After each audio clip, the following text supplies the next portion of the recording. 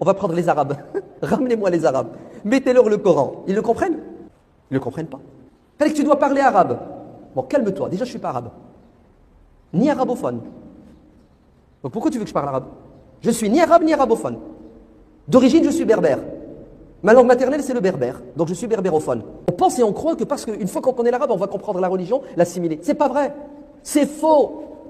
C'est pas vrai. Ils me font rire, les Arabes en France, quand ils me disent « Ouais, mais Ntouma, vous êtes francophone, vous ne pouvez pas comprendre la religion. » J'ai dit « Vas-y, wal'adiyati dabhan, falmouriyati qadhan, falmouriyati subhan. » Vas-y, espèce d'arabe, explique-moi ce que ça veut dire. Vas-y, si t'es un homme. Et le mec il est perdu. Pourtant, il est arabophone, il a fait 15 ans, il a étudié dans son pays, l'Algérie, le Maroc. Vas-y, explique-moi wal'adiyati dabhan. Moi, je ne suis pas arabophone, je vais t'expliquer wal'adiyati dabhan. Parce que j'ai fait le tafsir. Donc, Allah ibarak fikoum. Arrêtez.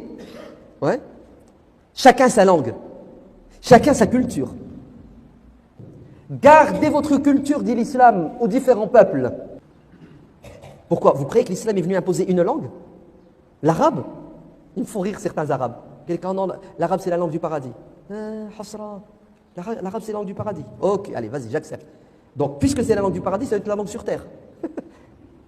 C'est quoi cette analogie à 2 centimes? La langue sur terre, vous savez c'est laquelle? Vous avez vu la contradiction? Chez nous en France, dans les années 80, ça a été la guerre. Anana, moi qui vous parle, je suis sans doute le premier dans les mosquées à avoir parlé français. Ah, les tomates, ou la lapidation. L'excommunication, c'est du coffre. Tu es dans la mosquée, tu parles français. La langue des kofars. Vous avez compris la gravité chez les musulmans? Fallait que tu dois parler arabe. Bon, calme-toi. Déjà, je ne suis pas arabe. Ni arabophone. Donc pourquoi tu veux que je parle arabe? Je suis ni arabe ni arabophone.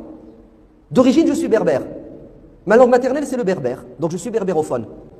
Mais en vérité, aujourd'hui, je suis français francophone.